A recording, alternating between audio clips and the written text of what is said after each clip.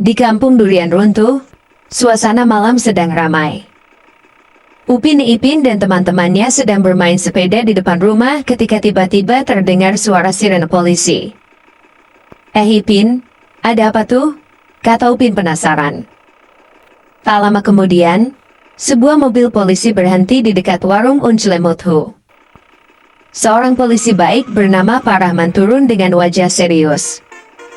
Anak-anak, akhir-akhir ini ada penjahat misterius yang suka mencuri barang warga saat malam hari, ujar Pak Rahman. Mendengar itu, Ipin langsung semangat. Betul, betul, betul. Keesokan harinya, Upin, Ipin, Meo, Jarjit, dan Fizi membuat rencana sederhana untuk membantu menjaga kampung. Mereka memasang kaleng-kaleng kecil di dekat warung dan rumah warga supaya berbunyi kalau ada orang lewat. Malam pun tiba. Saat semua warga tidur, terdengar suara, kelang, kelang, kelang. Itu dia, bisik Upin. Mereka melihat seorang penjahat bertopeng sedang mencoba membawa karung berisi barang curian dari warung Unclemuthu. Penjahat itu ternyata sangat licik dan cepat berlari. Kejar, teriak Ipin. Anak-anak segera memberitahu Pak Rahman. Polisi pun datang menggunakan motor patroli. Penjahat itu mencoba kabur melewati kebun pisang, tetapi terpeleset kulit pisang yang tidak sengaja diinjaknya. Waduh, jatuhlah si penjahat ke lumpur. Pak Rahman langsung menangkapnya. Terima kasih ya, anak-anak. Kalian hebat karena membantu dengan berani dan cerdas, kata Pak Rahman. Upin tersenyum bangga. Kita harus selalu bantu orang baik. Ipin mengangguk cepat. Betul, betul, betul. Sejak malam itu, kampung durian runtuh kembali aman dan warga hidup tenang lagi. Polisi dan warga pun bekerja sama menjaga keamanan kampung bersama-sama. Keesokan paginya, kabar tertangkapnya penjahat menyebar ke seluruh kampung. Upin Ipin dan teman-temannya jadi terkenal karena keberanian mereka membantu polisi. Di warung, Unclemuthu memberi anak-anak roti dan susu gratis. Ini hadiah untuk pahlawan kecil kampung durian runtuh, kata Unclemuthu sambil tertawa. Wah, bestnya, seru Mel. Namun saat semua sedang senang, Pak Rahman datang lagi dengan wajah bingung. Masalah belum selesai, katanya pelan. Hah? Upin dan Ipin kaget. Pak Rahman menjelaskan bahwa penjahat yang tertangkap ternyata hanya anak buah. Pemimpin kelompok penjahat masih belum ditemukan. Orang itu dikenal sangat pintar dan suka menyamar. Malam harinya, Upin dan Ipin tidak bisa tidur.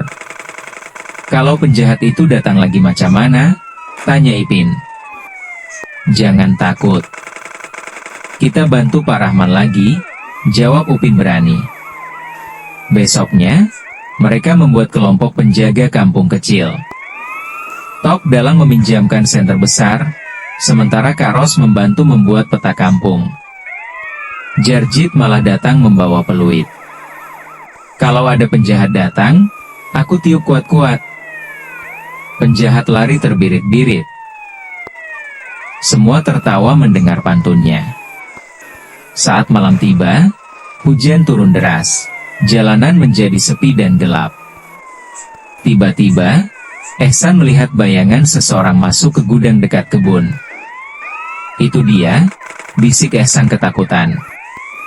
Upin dan Ipin segera mengikuti dari belakang sambil membawa senter. Di dalam gudang, mereka melihat seorang pria tinggi memakai jaket hitam sedang membuka kotak-kotak barang curian.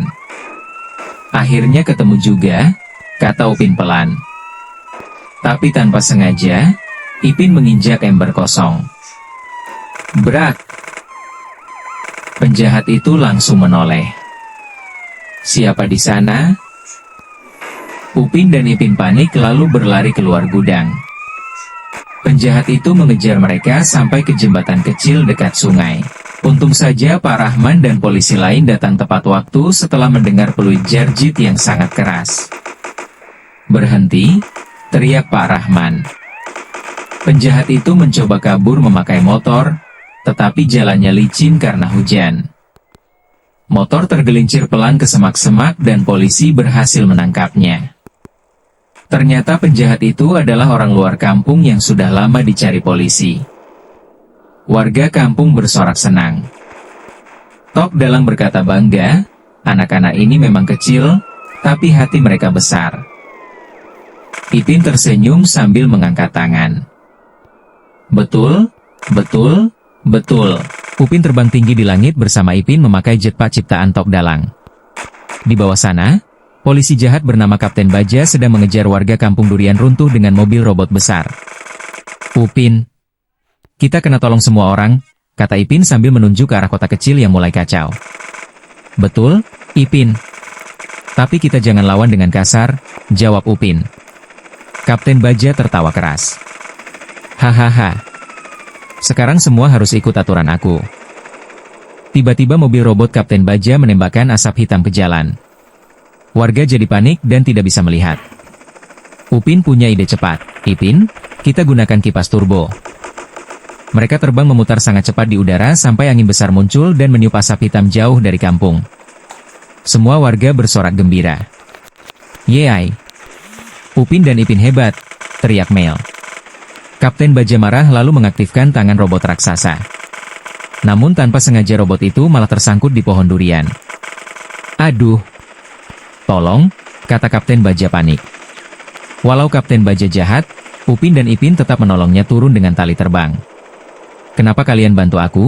tanya Kapten Baja heran. "Karena pahlawan sejati membantu semua orang," jawab Upin sambil tersenyum. Kapten Baja akhirnya malu sendiri. "Maafkan aku janji tidak akan jahat lagi." Tok Dalang datang sambil tertawa kecil. "Haa, baguslah kalau udah sedar." Malamnya, seluruh kampung merayakan kemenangan dengan makan ayam goreng dan bermain kembang api kecil. Upin dan Ipin melihat langit sambil tersenyum bangga. "Betul betul betul." Tiba-tiba dari kejauhan muncul cahaya misterius di langit. "Upin, itu apa?" bisik Ipin. "Bersambung,"